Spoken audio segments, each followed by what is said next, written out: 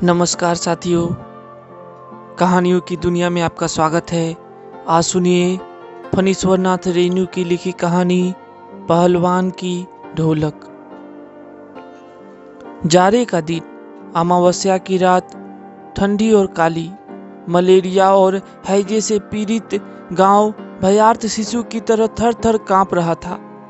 पुरानी और उजड़ी बांस फूस की झोपड़ियों में अंधकार और सन्नाटे का सम्मिलित साम्राज्य, अंधेरा और निस्तब्धता। अंधेरी रात चुपचाप आंसू बहा रही थी। निस्तब्धता करुण सिसकियों और आहों को बलपूर्वक अपने हृदय में ही दबाने की चेष्टा कर रही थी। आकाश में तारे चमक रहे थे, पृथ्वी पर कहीं प्रकाश का नाम नहीं। आकाश से टूटकर यदि कोई भावुक तारा पृथ्वी पर जाना भी चाहता तो उसकी ज्योति और शक्ति रास्ते में ही शेष हो जाती थी। अन्य तारे उसकी भावुकता अथवा असफलता पर खिलखिलाकर हंस पड़ते थे। सियारों का क्रंदन और पेचक की डरावनी आवाज कभी कभी निस्तब्धता को अवश्य भंग कर देती थी।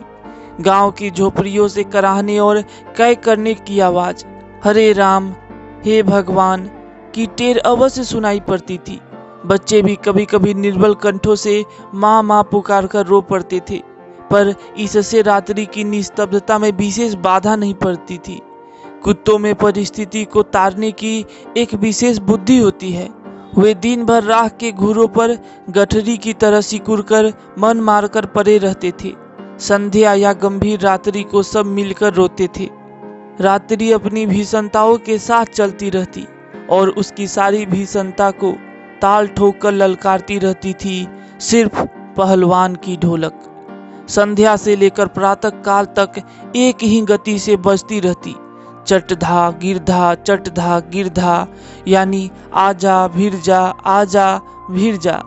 बीच बीच में चटाक चटधा, यानी उठाकर पटक दे, उठाकर पटक दे। यही आवाज मृत गांव में संजीवनी शक्ति भरती रहती थी। लुट्टन सिंह पहलवान, यो तो वह कहा करता था। लुट्टन सिंह पहलवान को होल इंडिया भर के लोग जानते हैं, किंतु उसके होल इंडिया की सीमा शायद एक जिले की सीमा के बराबर ही हो। जिले भर के लोग उसके नाम से अवश्य परिचित थे। लुट्टन के माता पिता उसे 9 वर्ष की उम्र में ही अनाथ बनाकर चल बसे थे। सौभाग्यवश शादी हो चुकी थी, वरना वह भी माँ बाप का अनुसरण करता। विधवा सास ने पाल पोस कर बड़ा किया। बचपन में वह गाय चराता, धारोष्ण दूध पीता और कसरत किया करता था।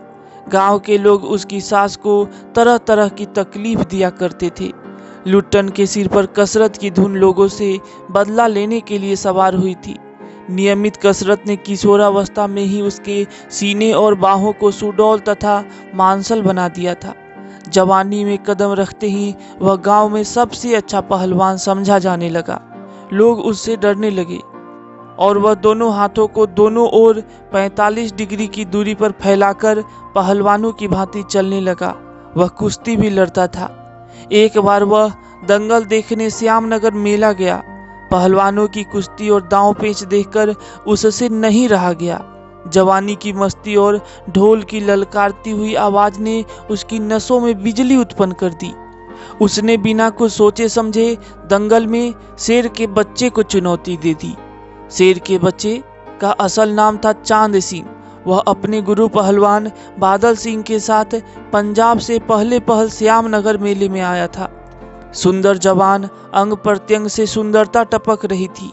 3 दिनों में ही पंजाबी और पठान पहलवानों के गिरोह के अपनी जोड़ी और उम्र के सभी पट्टों को पछाड़कर उसने शेर के बच्चे की टाइटल प्राप्त कर ली थी। इसलिए वह दंगल के मैदान में लंगोट लगाकर एक अजीब किलकारी भरकर छोटी दुलकी लगाया करता था। देसी नौजवान पहलवान उससे लड़ने की कल्पना से भी घबराते थे। अपने टाइटल को सत्य प्रमाणित करने के लिए ही चांद सिंह बीच बीच में दहाड़ता फिरता था। श्यामनगर के दंगल और शिकार प्रिय वृद्ध राजा साहब उसे दरबार में रखने की बातें कर ही रहे थे कि लुट्टन ने शेर के बच्चे को चुनौती दे दी। सम्मान प्राप्त चांद सिंह पहले तो किंचित उसकी स्पर्धा पर मुस्कुराया, फिर बाज की तरह उस पर टूट पड़ा। शांत दर्शकों की भीड़ में खलबली मच गई। पागल है, पागल, मरा, ए मरा मरा। पर वाह रे बहादुर! लुट्टन बड़ी सफाई से आक्रमण को संभालकर निकलकर उठ खड़ा हुआ और पैंतरा दिखाने लगा। राजा साहब ने कुश्ती बंद करवाकर लुट्टन को अपने पास बुलवाया और समझाया। अंत में उसकी हिम्मत की प्रशंसा करते हुए 10 रुपये का नोट देकर कहने लगे, जाओ मेला देखकर घर जाओ। नहीं सरकार, लड़ेंगे, हुकुम हो सरकार। तुम पागल हो, जाओ। मैनेजर साहब से लेकर सिपाहियों तक ने धमकाया, देह में गोश्त नहीं, लड़ने चला है शेर के बच्चे से। सरकार इतना समझ रहे हैं, दुहाई सरकार, पत्थर पर माथा पटक कर मर जाऊंगा, मिले हुकुम। वह हाथ जोड़कर गिड़गिड़ाता रहा था। भीड़ अधीर हो रही थी, बाजे बंद हो गए थे। पंजाबी पहलवानों की जमायत क्रोध से पागल होकर लुट्टन पर गालियों की बौछार कर रही थी। दर्शकों की मंडली उत्तेजित हो रही थी। कोई कोई लुट्टन के पक्ष से चिल्ला उठता था, उसे लड़ने दिया जाए। अकेला चांद सिंह मैदान में खड़ा व्यर्थ मुस्कुराने की चेष्टा कर रहा था।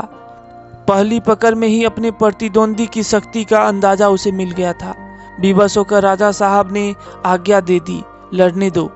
बाजे बजने लगे, दर्शकों में फिर उत्तेजना फैली, कोलाहल बढ़ गया।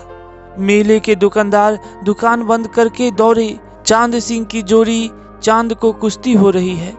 चट धा गिरधा, चट धा गिरधा। भरी आवाज में एक ढोल जो अब तक चुप थी बोलने लगा, ढाक धीना, ढाक धीना, ढाक धीना। अर्थात वाह पट्टे, वाह पट्टे। लुट्टन को चांद ने कसकर दबा लिया था। अरे गया गया, अरे गया गया। दर्शकों ने तालियां बजाई, हलवा हो जाएगा हलवा। हंसी खेल नहीं, शेर का बच्चा है बच्चू। चट गिरधा, चट गिरधा, चट गिरधा। अर्थात मत डरना, मत डरना, मत डरना। लुट्टन की गर्दन पर केहुनी डालकर चांद चित करने की कोशिश कर रहा था। वहीं दफना दे बहादुर, बादल सिंह अपने शिष्य को उत्साहित कर रहा था। लुट्टन की आंखें बाहर निकल रही थी, उसकी छाती फटने फटने को हो रही थी। राजमत बहुमत चांद के पक्ष में था। सभी चांद को शाबाशी दे रहे थे। लुट्टन के पक्ष में सिर्फ ढोल की आवाज थी, जिसकी ताल पर वह अपनी शक्ति और दांव पेच की परीक्षा ले रहा था, अपनी हिम्मत को बढ़ा रहा था। अचानक ढोल की एक पतली आवाज सुनाई पड़ी, धाक धीना तिरकत तीना, धाक धीना तिरकत तीना। लुट्टन को स्पष्ट सुनाई पड़ा। ढोल कह रहा था, दांव काटो, बाहर हो जा, दांव काटो, बाहर हो जा। लोगों के आश्चर्य की सीमा नहीं रही। लुट्टन दांव काटकर बाहर निकला और तुरंत लपककर उसने चांद की गर्दन पकड़ ली। वाह रे मिट्टी के शेर, अच्छा बाहर निकल आया, इसीलिए तो जनमत बदल रहा था। मोटी और भौरी आवाज वाला ढोल बज उठा, चटाक चटधा, चटाक चटधा। अर्थात उठा पटक दे, उठा पटक दे। लुट्टन ने चालाकी से दांव और जोर लगाकर चांद को जमीन पर दे मारा। धीना धीन, धिक धीना। अर्थात चित करो, चित करो। लुट्टन ने अंतिम जोर लगाया। चांद सिंह चारों खाने चित हो गया। धा गिर गिर, धा गिर गिर, धा गिर गिर। अर्थात वाह बहादुर, वाह बहादुर, वाह बहादुरा। जनता यह स्थिर नहीं कर सकी कि किसकी जय ध्वनि की जाए। फलतः अपनी अपनी इच्छानुसार किसी ने माँ दुर्गा की जय, महावीर जी की, कुछ ने राजा श्यामानंद की जय ध्वनि की। अंत में सम्मिलित जय से आकाश गूंज उठा। विजयी लुट्टन कूदता फांदता ताल ठोकता सबसे पहले बाजे वालों की ओर दौड़ा और ढोलों को श्रद्धापूर्वक प्रणाम किया। फिर दौड़कर उसने राजा साहब को गोद में उठा लिया। राजा साहब के कीमती कपड़े मिट्टी में सन गए। मैनेजर साहब ने आपत्ति की, हे अरे, किंतु राजा साहब ने स्वयं उसे छाती से लगाकर गदगद होकर कहा, जीते रहो बहादुर, तुमने मिट्टी की लाज रख ली। पंजाबी पहलवानों की जमायत चांद सिंह की आंखें पोंछ रही थी। लुट्टन को राजा साहब ने पुरस्कृत ही नहीं किया, अपने दरबार में सदा के लिए रख लिया। तब से लुट्टन राज पहलवान हो गया और राजा साहब उसे लुट्टन सिंह कहकर पुकारने लगे। राज पंडितों ने मुंह बिचकाया, हुजूर जाति का सिंह। मैनेजर साहब क्षत्रिय थे, क्लीन शेव्ड, चेहरे को संकुचित करते हुए अपनी शक्ति लगाकर नाक के बाल उखाड़ रहे थे। चुटकी से अत्याचारी बाल को रगड़ते हुए बोले, हाँ सरकार, यह अन्याय है। राजा साहब ने मुस्कुराते हुए सिर्फ इतना ही कहा, उसने क्षत्रिय का काम किया है।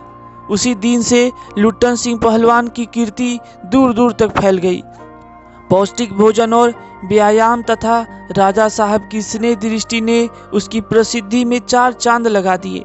कुछ वर्षों में ही उसने एक एक कर सभी नामी पहलवानों को मिट्टी सुंघाकर आसमान दिखा दिया। काला खां के संबंध में यह बात मशहूर थी कि वह ज्यों ही लंगोट लगाकर आली कहकर अपने प्रतिद्वंदी पर टूटता है, प्रतिद्वंदी पहलवान को लकवा मार जाता है। लुट्टन उसको भी पटक कर लोगों का भ्रम दूर कर दिया। उसके बाद से यह राज दरबार का दर्शनीय जीव ही रहा। चिड़ियाखाने में पिंजरे और जंजीरों को झकझोर कर बाघ दहाड़ता, हाउ हाउ। सुनने वाले कहते, राजा का बाघ बोला। ठाकुर बारे के सामने पहलवान गरजता, महावीर। लोग समझ लेते पहलवान बोला। मेलों में वह घुटने तक लंबा चोगा पहने अस्त व्यस्त पगड़ी बांधकर मतवाले हाथी की तरह झूमता चलता। दुकानदारों को चूहल करने की सुस्ती। हलवाई अपनी दुकान पर बुलाता, पहलवान काका, ताजा रसगुल्ला बना है, जरा नाश्ता कर लो। पहलवान बच्चों की सी स्वाभाविक हंसी हंसकर कहता, अरे तनी मनी काहे, ले आओ 1.5 सेर, और बैठ जाता। 2 सेर रसगुल्ला को उदरस्त करके मुंह में 8-10 पान की गिलोरियां ठूस टुड्डी को पान के रस से लाल करते हुए अपनी चाल से मेले में घूमता। मेले से दरबार लौटने के समय उसकी अजीब हुलिया रहती। आंखों पर रंगीन अबरख का चश्मा, हाथ में खिलौने को नचाता और मुंह से पीतल की सीटी बजाता। हंसता हुआ वह वापस जाता और शरीर की वृद्धि के साथ बुद्धि का परिणाम घटकर बच्चों की बुद्धि के बराबर ही रह गया था उसमें। दंगल में ढोल की आवाज सुनते ही वह अपने भारी भरकम शरीर का प्रदर्शन करना शुरू कर देता था। उसकी जोड़ी तो मिलती ही नहीं थी। यदि कोई उससे लड़ना भी चाहता तो राजा साहब लुट्टन को आज्ञा ही नहीं देते। इसलिए वह निराश होकर लंगोट लगाकर देह में मिट्टी मल और उछालकर अपने को सांड या भैंसा साबित करता रहता था। बूढ़े राजा साहब देख देख कर मुस्कुराते रहते। यूं ही 15 वर्ष बीत गए। पहलवान अजय रहा। वह दंगल में अपने दोनों पुत्रों को लेकर उतरता था। पहलवान की सास पहले ही मर चुकी थी। पहलवान की स्त्री भी 2 पहलवानों को पैदा करके स्वर्ग सिधार गई थी। दोनों लड़के पिता की तरह ही गठीले और तगड़े थे। दंगल में दोनों को देखकर लोगों के मुंह से अनायास ही निकल पड़ता, वाह, बाप से भी बढ़कर निकलेंगे ये दोनों बेटे। दोनों ही लड़के राज दरबार के भावी पहलवान घोषित हो चुके थे, अतः दोनों का भरण पोषण दरबार से ही हो रहा था। प्रतिदिन प्रातः काल पहलवान स्वयं ढोलक बजा बजा कर दोनों से कसरत करवाता।